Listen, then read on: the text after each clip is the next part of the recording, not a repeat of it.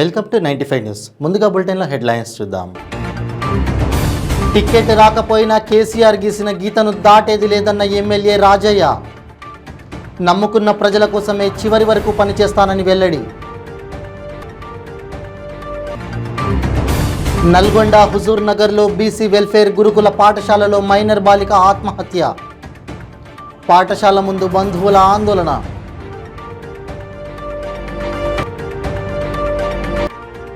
రామాయంపేట పట్టణంలో ఎమ్మెల్యే పద్మా దేవేందర్ రెడ్డి అభిమానుల సంబరాలు. టికెట్ కేటాయించినందుకు ముఖ్యమంత్రి కేసీఆర్ చిత్రపటానికి పాలాభిషేకం.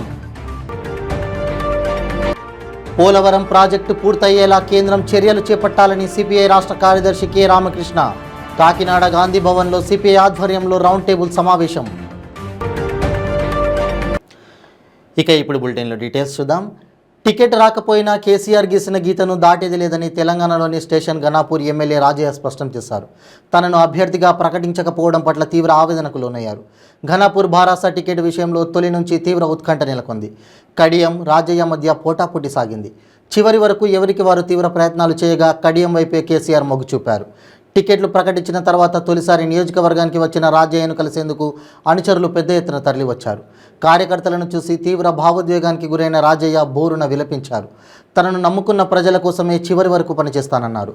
ప్రస్తుత పదవిని మించిన బాధ్యతలను అప్పగిస్తానని అధినేత మాటిచ్చినట్లు రాజయ్య తెలిపారు. హన్మకొండ పరిధిలో ఇవ్వాల్సి ఉన్నది. మైనార్టీలకు సంబంధించిన గ్రాంట్ అంటే ₹1,00,000 ఇచ్చేది మొన్న ఇక్కడ కొందరికి ఇచ్చినాం. మళ్ళీ కొందరికి ఇవ్వాల్సింది ఇక్కడ హనుమకొండ జిల్లా పరిధిలో ఉన్నది. మూడవది అందరం ఎంతో ఎదురు చూస్తున్న దళిత బంధు 1,100 మంది పేర్లు మనం పంపిస్తూ ఉన్నాం. ఎవరెవరైతే మరి ఇప్పటికే ఆశావాహులుగా ముందున్నారో వారికి కూడా ఇస్తాం. సో దయచేసి ఇవన్నీ కూడా ప్రోగ్రామ్స్ లాంచ్ చేసి మరి ఎలక్షన్లు పోవాలనే ఆలోచనతో కేసీఆర్ ఉన్నాడు. మనందరూ కూడా తెలిసి ఇవన్నీ కూడా తప్పకుండా ఏవైతున్నాయో ఇవన్నీ యథావిధిగా మనం పూర్తి చేసుకుంటాం. మనకు ముఖ్యమంత్రి గారి ఆశీస్సులు తప్పకుండా నిండుగా మెండుగా ఉంటాయని చెప్పేసి తెలియజేసుకుంటూ దయచేసి సమన్వయం పాటించండి. మీరందరూ కనుక అక్కడ ఉంటే అంబేద్కర్ విగ్రహానికి దండేయాలనుకున్నాను, కానీ మీరు వచ్చి ఇక్కడ ఉన్నారు కాబట్టి మళ్ళీ ఇక్కడికి అక్కడ అంటే కుదరదనే ఉద్దేశంతో దయచేసి మరి అంబేద్కర్ అంటే ఈరోజు ఉన్నంటే ఆయన పెట్టిన భిక్ష. అనేక సందర్భాల్లో చెప్తుంటాను, పసుల కాపరిగా ఉన్న నేను పసిపిల్లల డాక్టర్ అయ్యా. నల్గొండ హుజూర్ నగర్లో బీసీ వెల్ఫేర్ గురుకుల పాఠశాలలో 9వ తరగతి చదువుతున్న జల్లోజా శివాని అనే విద్యార్థిని ఉరివేసుకుని ఆత్మహత్య చేసుకుంది. విద్యార్థిని స్వస్థలం నేరేడుచర్ల మండలం బకాయిగూడెం కాగా బంధువులు గురుకుల పాఠశాల ముందు ఆందోళన చేపట్టారు. సమాచారం అందుకున్న పోలీసులు సంఘటనా స్థలానికి చేరుకుని పూర్తి వివరాలను సేకరిస్తున్నారు.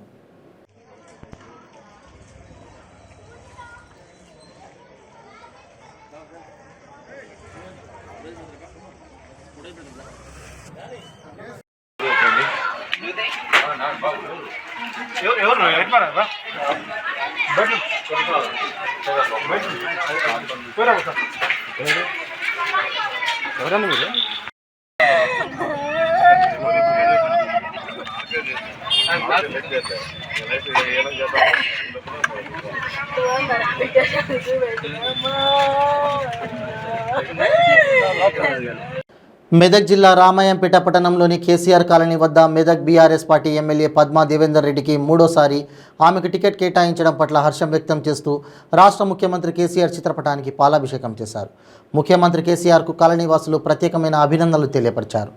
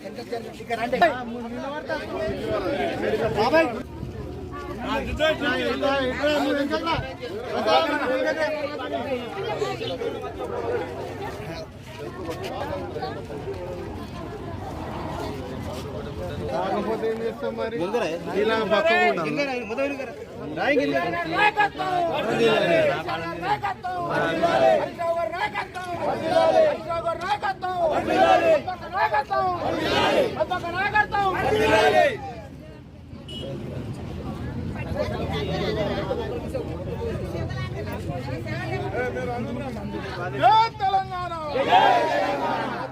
రెడ్డి గారి నాయకత్వం, కేసీఆర్ గారి నాయకత్వం, హరీష్ రావు గారి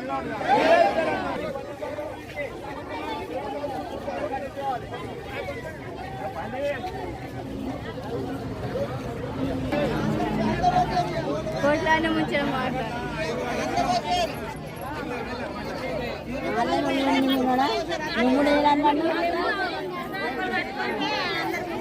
పట్టుకుంటే అందరికీ పట్టుకోవాలి.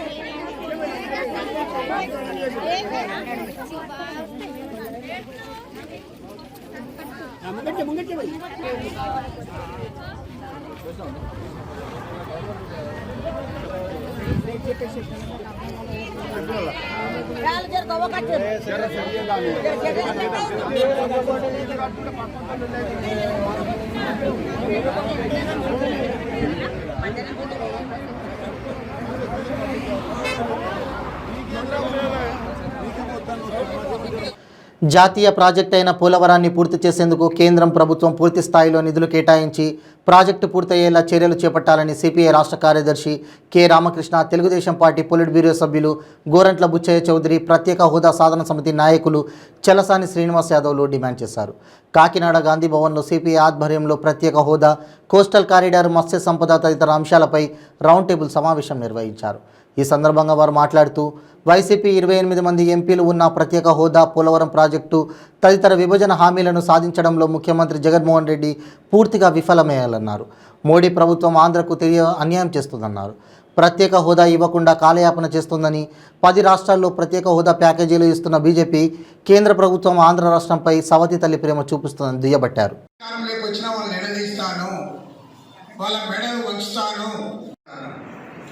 కానీ ప్రధానమైన పార్టీలు వాళ్ళ రాష్ట్రంలో వైఎస్ఆర్ కాంగ్రెస్ పార్టీ, తెలుగుదేశం పార్టీ, ఆ తర్వాత జనసేన పార్టీ, 3 పార్టీలు కూడా దీనిపైన మాట్లాడాలని కోరుతాను. మనకు జరిగిన అన్యాయం పైన మాట్లాడడంలే, పట్టించుకోవడంలే, ఒక్క అంశం విషయంలో కూడా మనకు న్యాయం జరగడంలే. ఎంత ఘోరం అంటే మన విభజన హామీల్లోనే ఉంది. ఫ్యాక్టరీ పెట్టేది లేదన్నారు, అది వైబిలిటీ లేదన్నారు. రామాయపట్నం పోర్టు మీరే పెట్టుకోపోండి అన్నాడు. దాని గురించి వాళ్ళు మాట్లాడడంలే. రైల్వే మనం మాట్లాడడంలే. చాలా బాగా పరిష్కారం అయితే ఏమైనా, ఏ విషయంలో మనకు న్యాయం జరిగింది, నువ్వు ఏమి ఇస్తానన్నావు, ఏమి ఇవ్వలేదు, ఇవాళ అది కాదు. అందరం కలిస్తేనే అన్ని. కాబట్టి ఇప్పుడైనా సరే మళ్ళీ అందరం కూడా వాయిస్ రైజ్ చేయాలి. రాష్ట్రానికి జరిగిన అన్యాయం, జరుగుతున్న అన్యాయం. ఇవాళ రాష్ట్ర వ్యాప్తంగా 26 జిల్లాల్లో కూడా రాష్ట్రాన్ని రక్షించండి, దేశాన్ని కాపాడండి అనే నినాదంతో ఇవాళ బస్సు యాత్ర నిర్వహిస్తూ ఉన్నాం. ఈ నెల 17వ తేదీ ప్రారంభమైన ఈ బస్సు యాత్ర సెప్టెంబర్ 8వ తేదీ వరకు కొనసాగి తిరుపతిలో ముగింపు ర్యాలీ కూడా పెద్ద ఎత్తున జరగబోతూ ఉన్నాం. ఈ సందర్భంగా కాకినాడలో ప్రత్యేక హోదా, విభజన హామీల సమస్యలపైన, అదేవిధంగా కోస్టల్ కారిడార్ అంశం పైన అన్ని రాజకీయ పార్టీలను కూడా ఆహ్వానించి, మేధావులను కూడా ఆహ్వానించి ఈ సమావేశాన్ని ఏర్పాటు చేయడం జరిగింది. గత 9 సంవత్సరాలుగా రాష్ట్రానికి పదే అన్యాయం జరుగుతూ ఉంది. కేంద్రంలో అధికారంలో ఉన్న నరేంద్ర మోడీ ప్రభుత్వం ఈ రాష్ట్రానికి పదే అన్యాయం చేయడం కాకుండా ఇవాళ మన ప్రభుత్వ రంగ ఆస్తులన్నీ కూడా అదానికి కట్టబెట్టే పరిస్థితి చేస్తూ ఉన్నారు. ఇప్పటికే కృష్ణపట్నం పోర్ట్ ఆయన చేతులు లేకపోయింది, గంగవరం పోర్ట్ ఆయన చేతులు లేకపోయింది, విశాఖ ఉక్కు ఫ్యాక్టరీ కూడా ప్రైవేట్ పరం చేయబోతూ ఉన్నారు. అన్నిటికంటే ముఖ్యంగా ఇవాళ మన రాష్ట్రంలో జగన్మోహన్ రెడ్డి గారి పరిపాలనలో పరిశ్రమలు కొత్తవి రాకపోగా ఉన్న పరిశ్రమలు కూడా ఇతర రాష్ట్రాలకు వెళ్ళిపోతూ ఉన్నారు.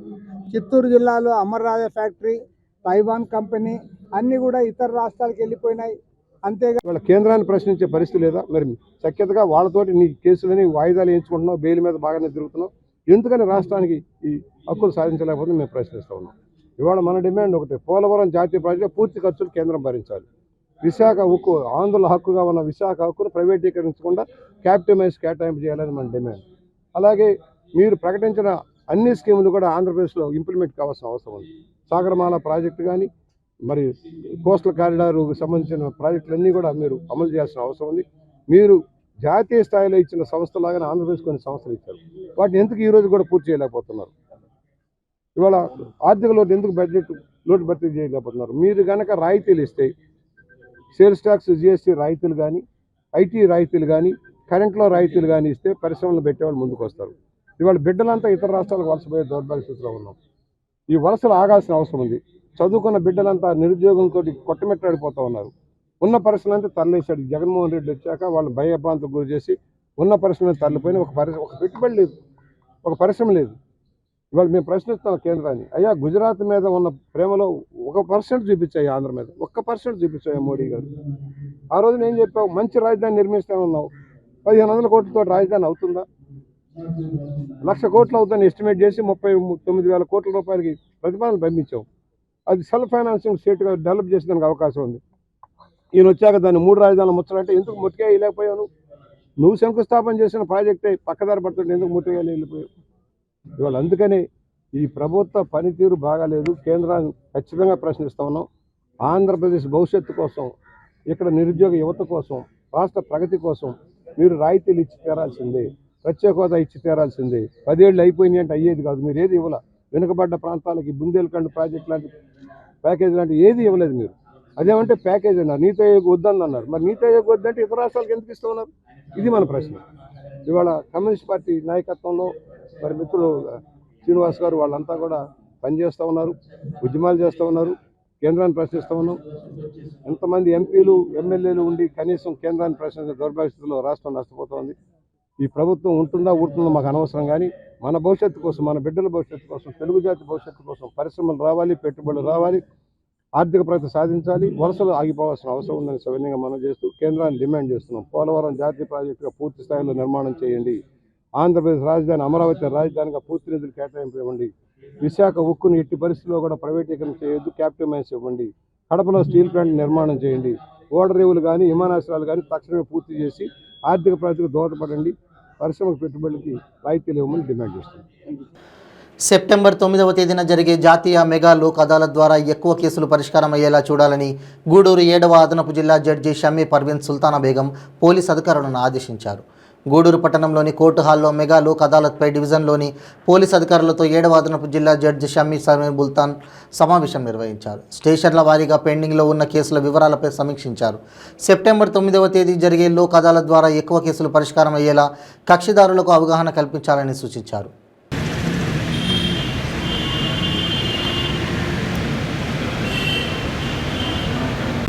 స్థానిక న్యాయస్థానాల్లో ఏపీగా క్రిమినల్ కేసులను డిస్పోజల్ చేస్తున్నటువంటి శ్రీ వి లక్ష్మీనారాయణ గారికి మా హృదయపూర్వక స్వాగతం తెలియజేస్తూ ఈ కార్యక్రమాన్ని ప్రారంభించవలసిందిగా మన సదస్సుకి అధ్యక్షత వహిస్తున్నటువంటి 7వ అదనపు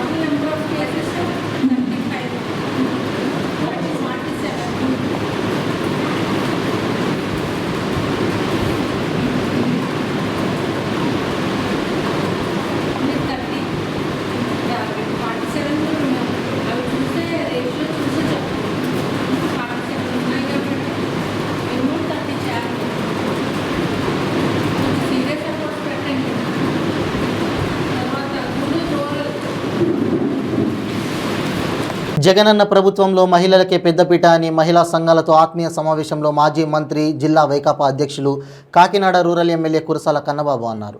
కాకినాడ వైద్యనగర్లో గల ఎమ్మెల్యే కన్నబాబు క్యాంపు కార్యాలయంలో రూరల్ నియోజకవర్గం డ్వాక్రా మహిళా సంఘాల ప్రతినిధులతో ఎమ్మెల్యే కన్నబాబు అధ్యక్షతన ఆత్మీయ సమావేశం నిర్వహించారు. ఈ సందర్భంగా ఆయన మాట్లాడుతూ వైసీపీ ప్రభుత్వంలో సీఎం జగన్మోహన్ రెడ్డి మహిళలకు స్థానిక సంస్థల్లో నామినేటెడ్ పోస్టుల్లో మహిళలకి అధిక ప్రాధాన్యతనిచ్చి ఒక అన్నగా వారికి అండగా జగనన్న నిలిచారని తెలిపారు. విద్యా దీవెన, అమ్మ ఒడి, ఆసరా, చేయూత, డ్వాక్రా సున్నా వడ్డీ అనేక పథకాలు మహిళల ఆర్థిక పురోభివృద్ధికి దోహదపడుతున్నాయని అన్నారు. మహిళలకి నిజమైన గౌరవం ఇస్తున్న ఏకైక నాయకుడు ఎవరైనా ఉంటే అది కేవలం జగన్మోహన్ రెడ్డి గారు మాత్రమే. మాటల్లో కాదు, చేతల్లో గౌరవించే నాయకుడు. పెదాలపై నుంచి కాదు, మనసులోంచి ప్రేమను చూపించే నాయకుడు మహిళల మీద ఎవరైనా ఉంటే అది మన ప్రీతమ ముఖ్యమంత్రి జగన్మోహన్ రెడ్డి గారిని నేను గంటపదంగా చెప్తా. మహిళలంటే చాలామంది రాజకీయాల కోసం మాట్లాడుతూ ఉంటారు, కానీ చెప్పింది చెప్పినట్టుగా నేనేం చెప్తే అది చేస్తాను అని తాను నమ్మి ఆ నమ్మిన సిద్ధాంతం కోసం ఎన్ని ఇబ్బందులు వచ్చినా పడుతూ నిరంతరం వారికి మంచి చేయాలని నామినేటెడ్ కమిటీల్లో 50% మహిళలకి ఈరోజు ప్రయారిటీ ఇచ్చి వాళ్ళందరికీ ఎస్సీ ఎస్టీ బీసీ మైనార్టీలకి 50% ఇవ్వడమే కాకుండా అన్నింటిలో కూడా 50% మహిళలకి ఇచ్చి కూడా కంప్లీట్ చేశారు. డయాఫ్రమ్ వాళ్ళు కూడా చంద్రబాబు నాయుడు టైంలో తప్పు కట్టారు, ఎందుకంటే పైన సిల్ట్ మీద గోడ కట్టేయడం జరిగింది, ఆ ఉధృతానికి పోయింది అది. ఇప్పుడు మళ్ళీ జగన్ గారు దాన్ని ఓపెన్ చేసి సార్కి అలాగే జడ్పీటీసీ కిట్టన్ గారికి కూడా నా హృదయపూర్వకంగా ధన్యవాదాలు. నాతోటి కొలెక్స్ అయిన యుఎస్ ప్రకాశం జిల్లా కనిగిరి మండలం ఎన్ గొల్లపల్లి వద్ద ఉన్న చెరువు సమీపంలో 13 ఏళ్ల విద్యార్థిని మృతదేహం లభ్యమైంది. స్కూల్ యూనిఫామ్ వేసుకొని ఉండగా మొహంపై బండతో కొట్టి దాడి చేసి హత్య చేసినట్లుగా ఆనవాళ్లున్నాయి. మృతదేహం ఉన్న సమాచారం అందుకున్న పోలీసులు సంఘటన స్థలానికి వెళ్లి విచారిస్తున్నారు. బంధువులు, స్థానికులు అందించిన సమాచారం మేరకు వెలిగండ్ల మండలం పద్మారంకు చెందిన బి నరసమ్మ పామూరు మండలం మార్కండాపురంకు చెందిన వెంకటేశ్వర్లను వివాహం చేసుకుంది. వీరికి 2 అమ్మాయిలు కాగా వివాహం అయినప్పటి నుంచి భార్యను భర్త వేధిస్తూ ఉండేవాడు. వేధింపులు తాళలేక భర్త నుంచి విడిపోయి 3 పిల్లలతో నివాసం ఉంటుంది. పెద్ద కూతురు కనిగిరి మండలం కంచర్లవారిపల్లిలో చదువుతుండగా చిన్న కూతురు మంజుల కనిగిరి బాలికోన్నత పాఠశాలలో 7వ తరగతి చదువుతోంది. ఈ నేపథ్యంలో స్కూల్కి వెళ్లిన చిన్న కూతురు మంజుల మృతి చెందింది. భర్త అయిన వెంకటేశ్వరరావు ఈ హత్యకు పాల్పడి ఉండవచ్చునని అనుమానం వ్యక్తం చేస్తున్నారు. పూర్తి వివరాలు పోలీసు విచారణలో తెలియాల్సి ఉంది.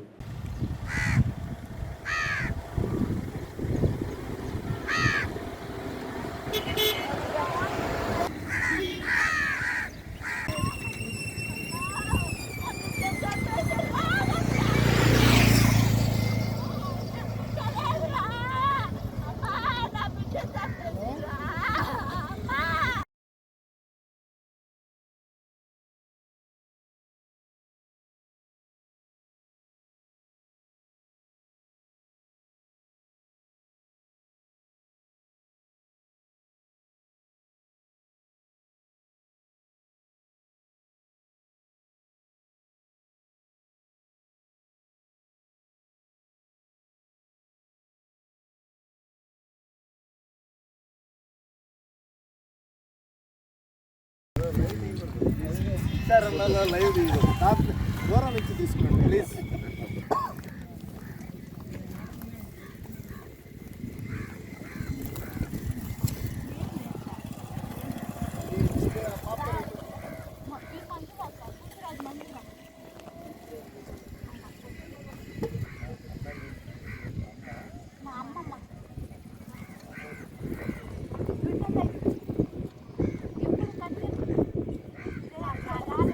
ఒకసారి 2 సార్లు తాగొచ్చింది సార్. తాగొచ్చినప్పుడు గొడవ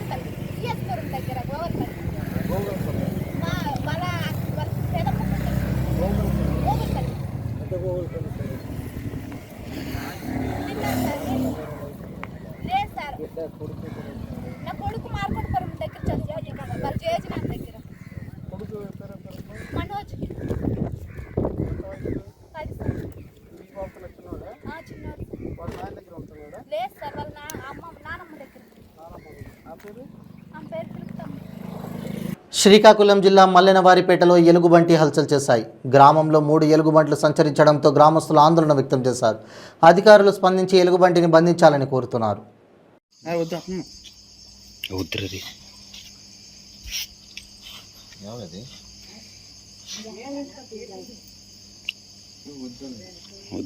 చూస్తుందనుకో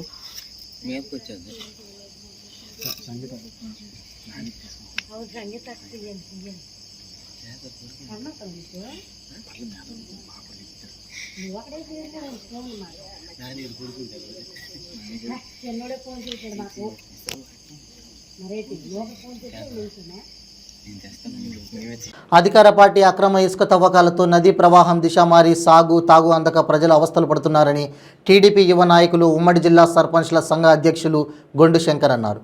శ్రీకాకుళం రూరల్ మండలంలోని సింగుపురం వద్ద రోనంకి గ్రామంలో ఏర్పాటు చేసిన అక్రమ ఇసుక ర్యాంపు వద్ద ధర్నా నిర్వహించారు. ఈ సందర్భంగా గొండు శంకర్ మాట్లాడుతూ నేషనల్ గ్రీన్ ట్రిబ్యునల్ ఆదేశాలు బేఖరారు చేస్తూ నదీ గర్భంలో తవ్వకాలు చేపడుతున్నారని పేర్కొన్నారు. ప్రతిరోజు వందలాది లారీలతో రాత్రి పగలు తేడా లేకుండా ఇసుక అక్రమ తవ్వకాలు చేపడుతున్నారని తెలిపారు. నదిలో 40,000 క్యూసెక్కుల నీరు ఉన్నట్లయితే గ్రావిటేషనల్ ఫోర్స్ ద్వారా బ్యారేజీలోకి సరిపడా నీరు ఉండి 2 పంటలకు నీరు అందే పరిస్థితి ఉండేదన్నారు. 2019లో కలెక్టర్గా ధనుంజయ రెడ్డి ఉన్న సమయంలో 2 పంటలకు నీరు అందించారని, కానీ నేడు బ్యారేజీ గ్రావిటేషనల్ ఫోర్స్ ద్వారా బ్యారేజీలోకి నీరు రాని పరిస్థితి నెలకొందన్నారు.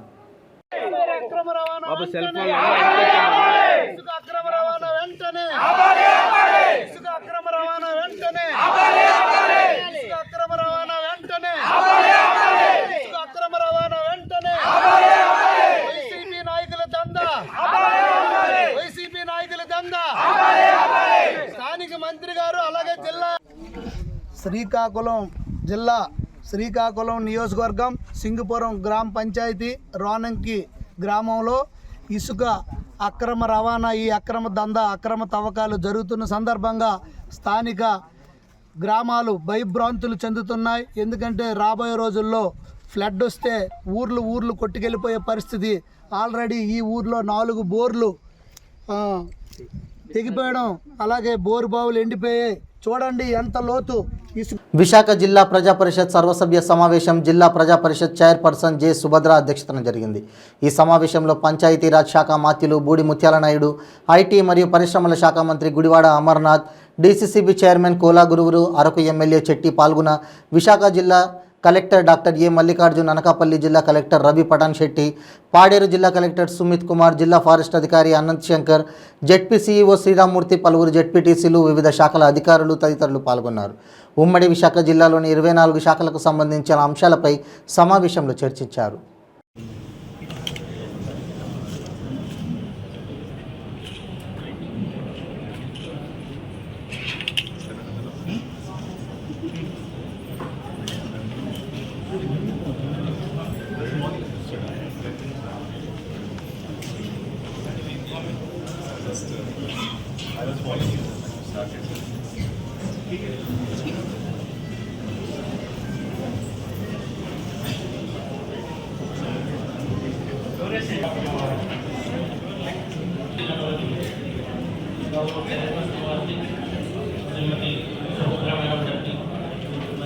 అలాగే పాడేరు గార్డెన్ చెప్పారు సార్.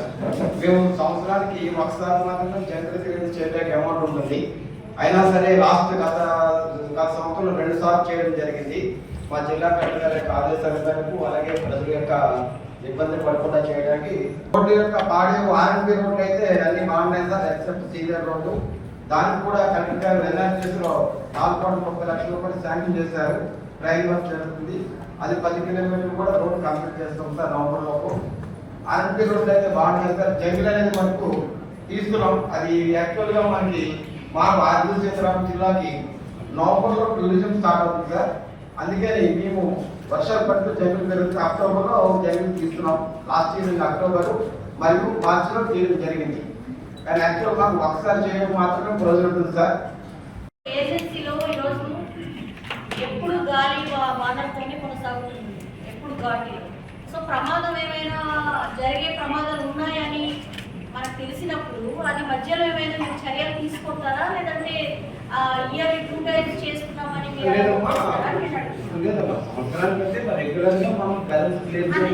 రెగ్యులర్ గా చేస్తున్నారు. పడి ఏ చెట్టు కొమ్మ పడిపోయి లేదంటే ఒక అడ్డతీగలు కానీ లేదంటే ఏదైనా ఒక బులెటిన్ ముగించే ముందు హెడ్లైన్స్ మరోసారి. టికెట్ రాకపోయినా కేసీఆర్ గీసిన గీతను దాటేది లేదన్న ఎమ్మెల్యే రాజయ్య. నమ్ముకున్న ప్రజల కోసమే చివరి వరకు పనిచేస్తానని వెల్లడి. నల్గొండ హుజూర్ నగర్లో బీసీ వెల్ఫేర్ గురుకుల పాఠశాలలో మైనర్ బాలిక ఆత్మహత్య. పాఠశాల ముందు బంధువుల ఆందోళన.